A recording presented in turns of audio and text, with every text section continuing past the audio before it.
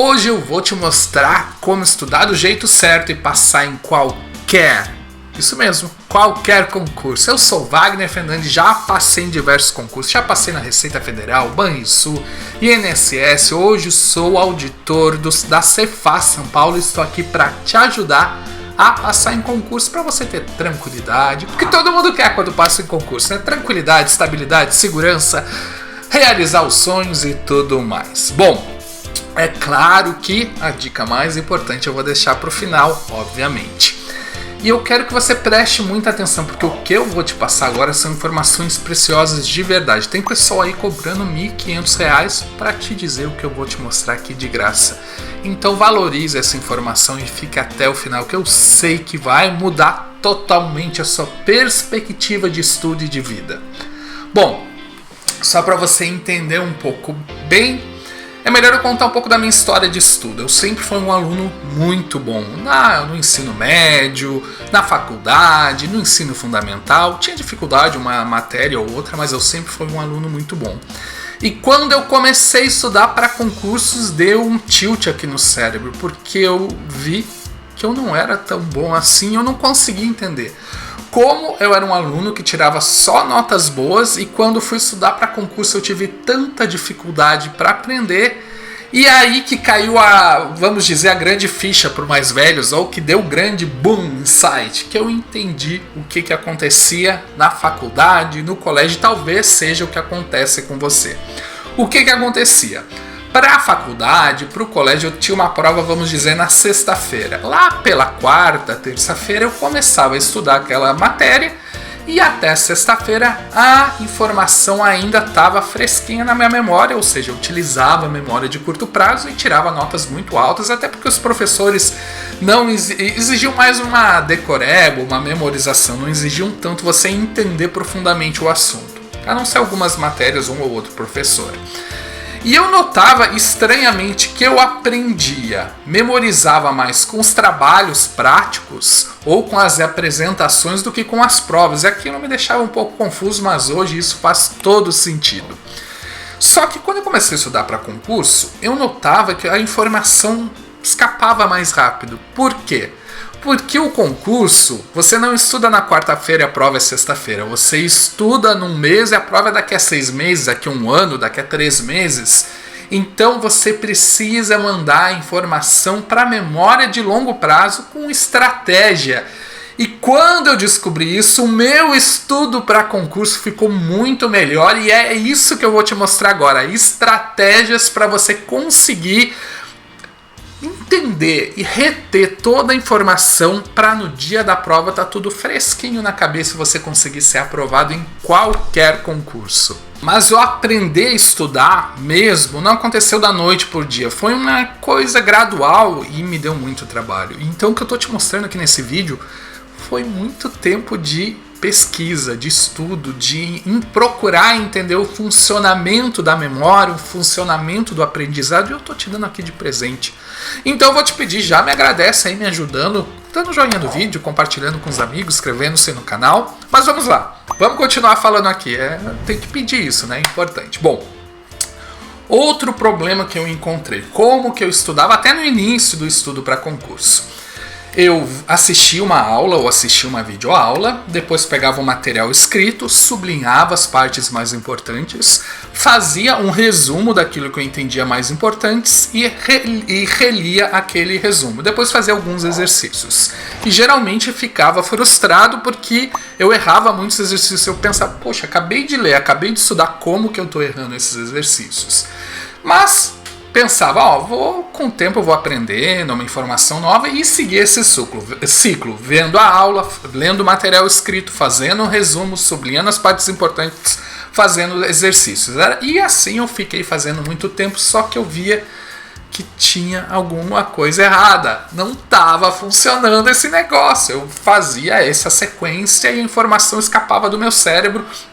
Algo que eu já sabia, quando eu via eu esquecia e não estava dando certo. Então eu continuei o meu estudo, o meu aprendizado e continuei descobrindo como estudar de verdade. Então para isso eu vou te mostrar o básico que eu comecei a entender ali. Primeira coisa que eu entendi: assistir a aula ou assistir uma videoaula não é realmente aprender. A videoaula e a aula, elas servem para te dar o básico de compreensão do assunto, mas o aprendizado não ocorre naquele momento. Então, se você é o tipo de pessoa que só fica assistindo a aula achando que aquilo vai ser suficiente para passar, você nunca vai passar desse jeito. Primeiro coisa, então bote só em letras garrafais, anota aí, ó. A aula não é para aprender, é para compreender. Por quê? Porque o professor ali vai explicar coisas, vai dar exemplos, vai dar informações importantes para você compreender aquele assunto e depois, em outras etapas, você vai realmente aprender. Outro erro muito comum que eu cometia, principalmente mais, não tanto no concurso, mas principalmente quando eu estudava para faculdade da vida, coisa assim. Eu pegava um texto e lia e relia aquele texto muitas vezes pensando que com a releitura eu ia memorizar e seria suficiente para o aprendizado. E diz o grande aí Fernando Mesquita, né? Ler não é estudar. É muito diferente de estudar. Ler não é o aprendizado, porque a leitura não necessariamente você vai ter uma compreensão do texto, você vai ter uma noção genérica às vezes, você talvez não compreenda todo a informação e também você não vai memorizar, porque a leitura pela leitura às vezes ela é mecânica, ela não tem elementos de conexões neurais que vão ser suficientemente bons para você realmente aprender. Então, outra coisa que você precisa entender é que a leitura e principalmente a releitura, ela até é parte do aprendizado, mas ela não é o aprendizado em si. Outro erro comum que eu já comentei que eu fazia, eu pegava os textos e sublinhava as partes mais importantes do texto. E por mais que isso talvez seja bom ou dê algum tipo de noção de compreensão das coisas mais importantes ou até sinalize os pontos mais importantes, isso por si só não é suficiente para um aprendizado. Alguns estudos mostraram que o simples sublinhar ele é muito fraco para você realmente aprender, ele não é efetivo. Isso são estudos científicos que mostram. Então, se você é daqueles que acha que sublinhando todo o texto e depois lendo de novo você vai aprender, você está totalmente errado. E aqui eu vou começar a entrar num terreno meio perigoso, porque tem muita gente que não vai gostar do que eu vou falar, mas eu vou falar. Meu objetivo aqui é te ajudar. Fazer resumos não é estudar. E eu muito fiz resumo na vida. Por quê? Porque o resumo é uma informação sintetizada do texto. E por mais que seja útil para seu aprendizado, a elaboração do resumo por si só, principalmente se você copia partes do texto, não é suficiente para um aprendizado. E por fim, um método que eu utilizei muito, que é decorar textos inteiros. Também não é aprendizado, porque ela é uma leitura, é uma decoreba, vamos dizer, decoreba boba que você logo esquece. Como eu falei, talvez funcione se a prova for 1-2 dias depois do que você está estudando, mas se a prova for a partir de 30 dias da data do estudo, é pouquíssimo efetivo. Mas afinal, o que é estudar? Se ler não é estudar, decoreba não é estudar, o que é estudar? Bom, primeiro, estudar tem como objetivo o aprendizado. E o aprendizado nada mais é do que você pegar a informação e conseguir colocar aquela informação numa situação prática, seja ela real ou hipotética, que no nosso caso é o concurso, geralmente são situações hipotéticas. Então é você conseguir pegar aquela informação e futuramente utilizá-la novamente em situações reais da vida. Às vezes você aprende para o seu trabalho, aprende técnicas de venda, técnicas de conversa, sei lá, qualquer técnica você utiliza na prática. Ou no nosso caso, a prática é uma situação hipotética que é a prova. Então você pegar aquela informação que você futuramente utilizará numa prática de prova, no caso de concurso público. Para que isso aconteça, para que você consiga utilizar na prova, no nosso caso, você tem que entender as 3 fases mais ou menos do aprendizado. Você vai ter que compreender, você vai ter que aplicar na prática e você vai ter que memorizar aquela informação na memória de longo prazo. Porque de nada adianta você compreender, saber aplicar hoje e daqui a 6 meses, que é o dia da prova, você não conseguir aplicar. Então é compreensão, aplicação e memória de longo prazo. E por mais que pareça bonitinho, não são etapas que funcionam. Primeiro você compreende, depois aplica, depois memoriza. É uma coisa meio bagunçada, junta, e pode ter outros fragmentos. Mas a ideia geral é essa. O aprendizado, ele não é uma coisa organizada, porque o nosso cérebro não é tão sistemático, o nosso cérebro não é um checklist. Ele mistura as coisas, ele faz algumas conexões. E pessoas que são muito metódicas às vezes têm dificuldade de aprendizado, porque o aprendizado é isso, ele usa intuição, ele usa conexões malucas. E é isso que você vai ter que entender, não é uma coisa organizadinha, é uma coisa que meio que acontece ao mesmo tempo, a compreensão, a memorização e a aplicação. A compreensão é simples, é você entender o que está tratando no assunto. E por mais que pareça simples, no começo é muito complicado porque você não tem o vocabulário técnico. Vamos dizer que você está lá na primeira aula de Direito Constitucional e o professor fala: a Constituição Federal Brasileira tem diversas emendas, emendas ordinárias, emendas de revisão e até emendas de tratados internacionais. E você, ok, legal, se você já sabe do que eu estou falando, a informação flui e você compreende. Mas vamos imaginar que você não entenda direito o que é a Constituição Federal. Afinal, o que é isso?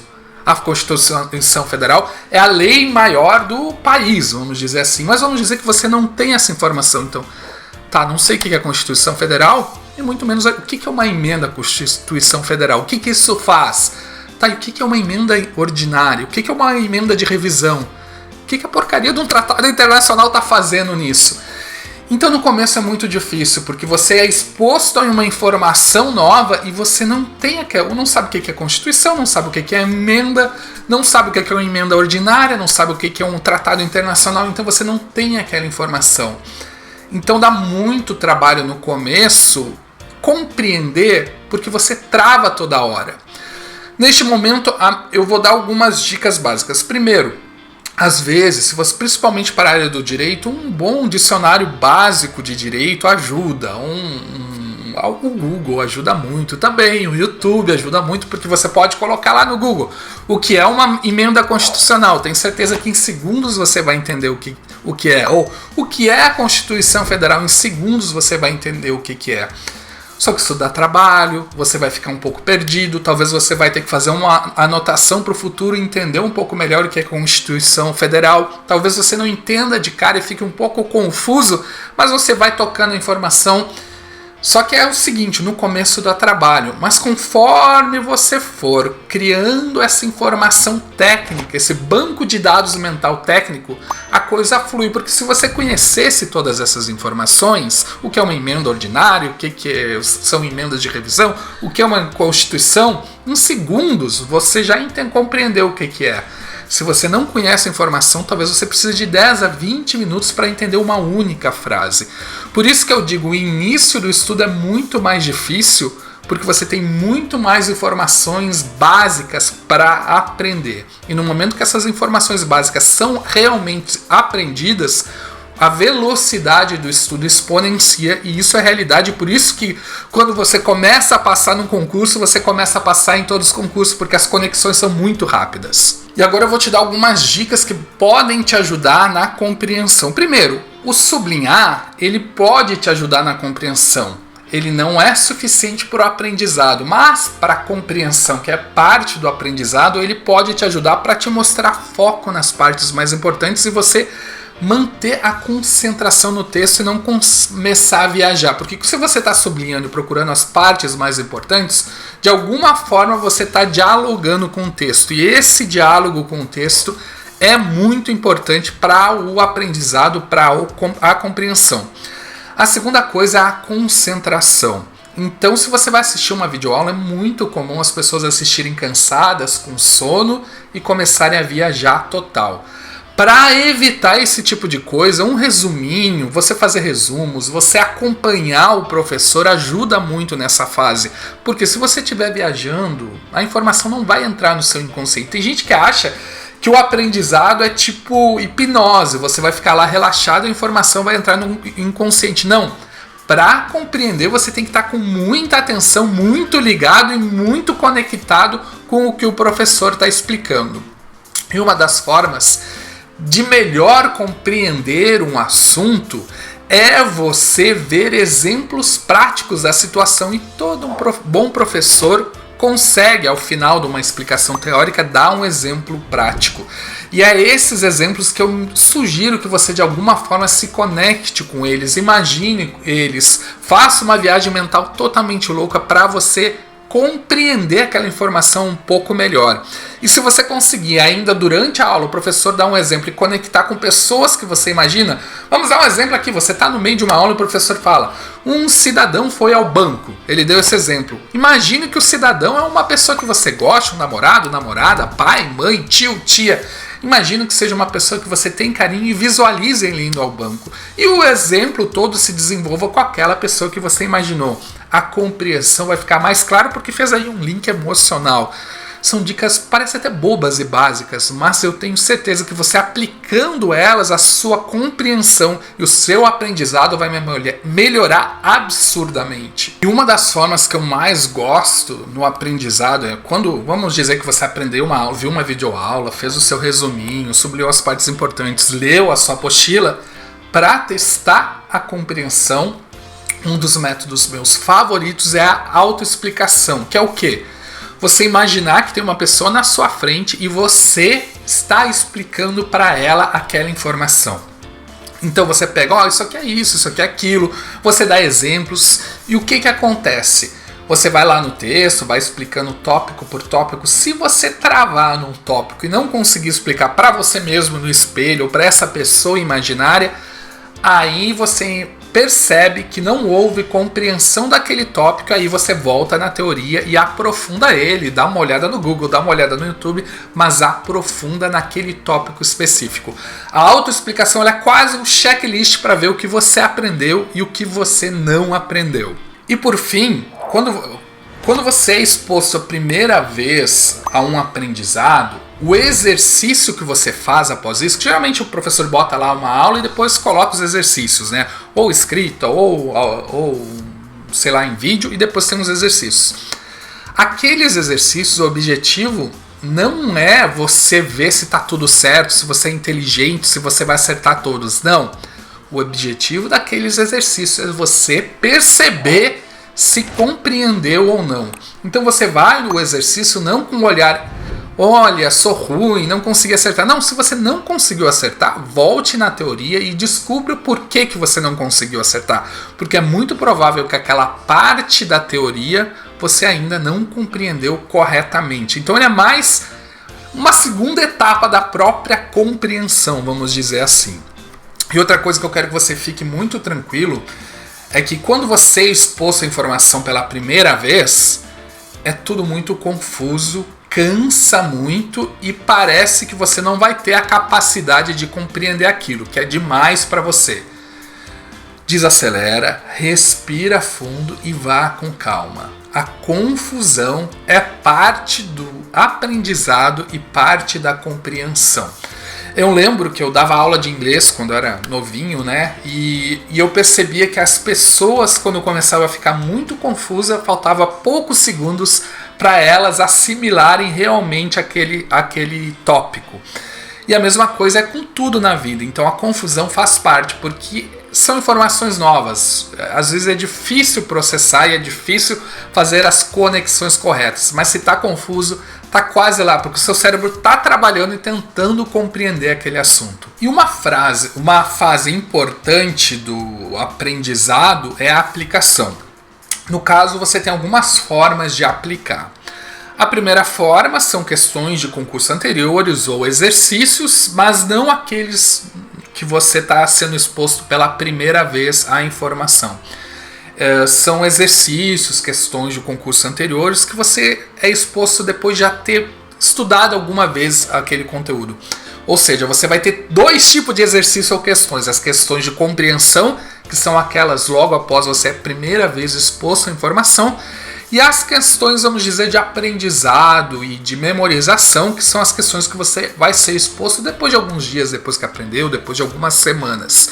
Então nessa fase você vai ter uma aplicação. E é muito importante você fazer simulados. Os simulados, eles te ajudam a dar um norte para ver o que você precisa estudar um pouquinho mais, o que você precisa estudar um pouco menos, vamos dizer assim, ou priorizar menos.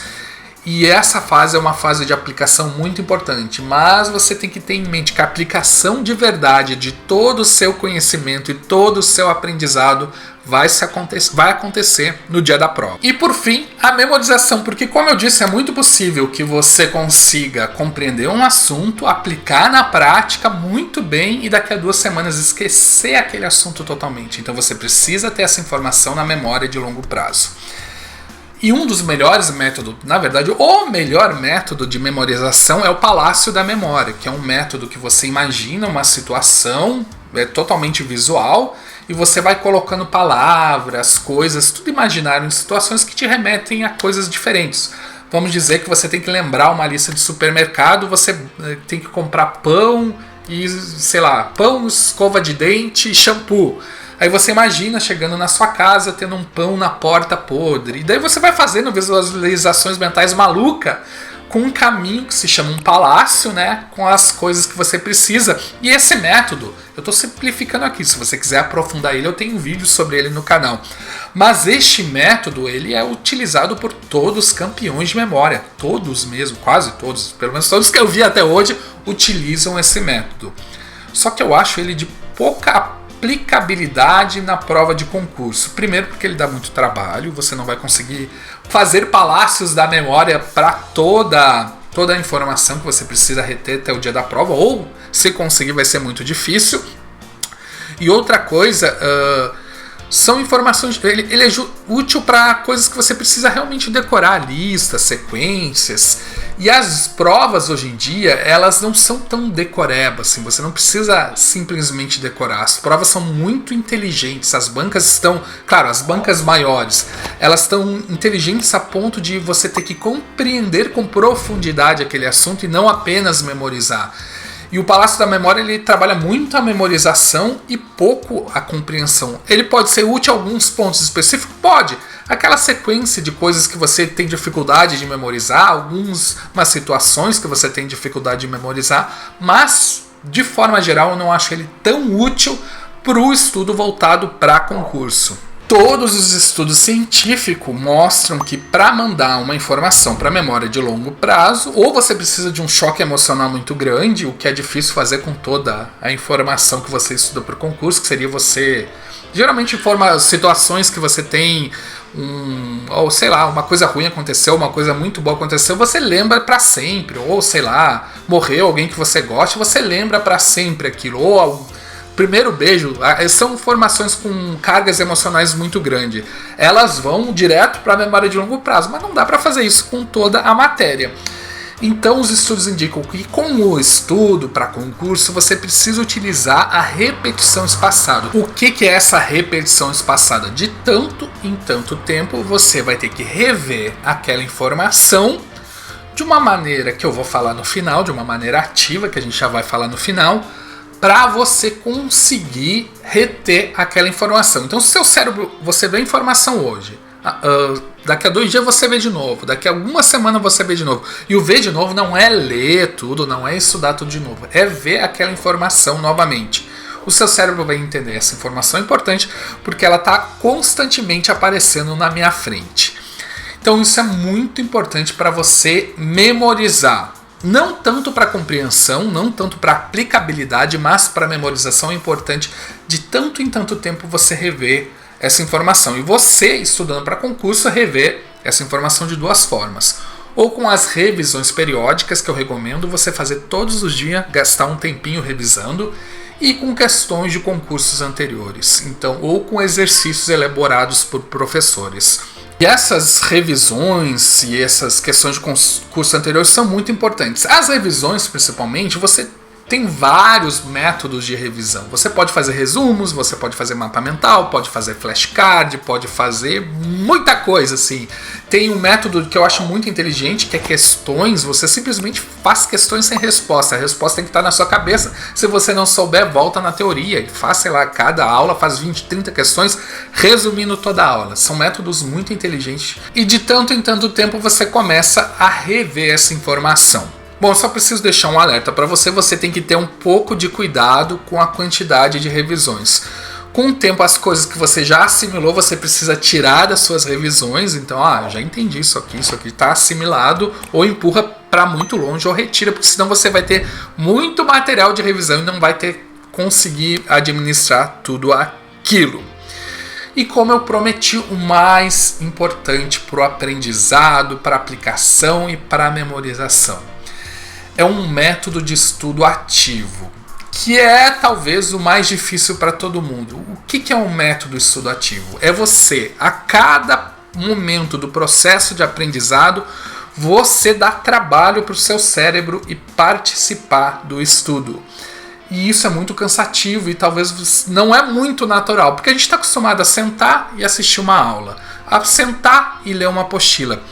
E a leitura ela é passiva, infelizmente. O assistir a aula é passiva e até o resumo, se você não fizer de uma forma correta, ele é uma atitude passiva. E atitudes passivas, o cérebro não trabalha tão bem, você não vai aprender, você não vai compreender, ou vai compreender pouco, vai aprender pouco e vai para a memória de curto prazo, não vai para a memória de longo prazo. E o que é esse tal de estudo ativo que é o mais importante? Você está assistindo uma aula, o professor está explicando, vá anotando com as suas palavras a explicação. Não vá copiando, você está lendo a apostila, não vá copiando os conceitos. Copie o que você entende com as suas palavras, com o seu vocabulário. Se você não entende muito bem o que é a Constituição Federal, bota lá, Constituição Federal igual, lei mais importante. Algo assim, faça algo. Faça com as suas palavras os seus resumos. Dessa forma você vai estar participando o tempo todo, assistindo a aula ou lendo a apostila.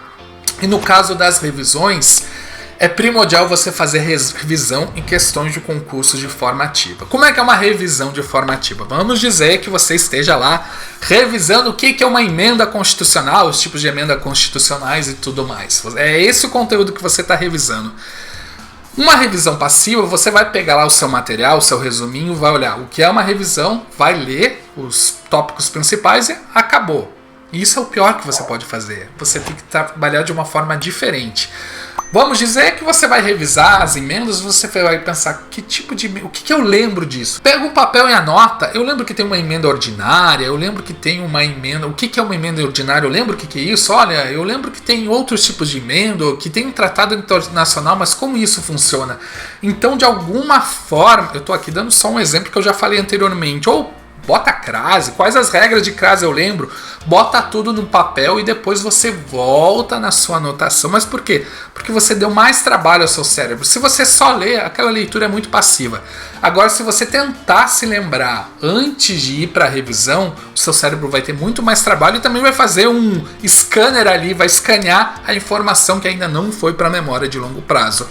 Mesma coisa a aplicação do estudo ativo para questões de concurso anteriores. Tem gente que pega ali a questão, acertei, errei e não se aprofunda. Não, coloque lá isso aqui eu lembro, isso aqui eu não lembro. Eu entendo todas as palavrinhas que estão aqui, essas palavras estão claras, estão diretas para mim.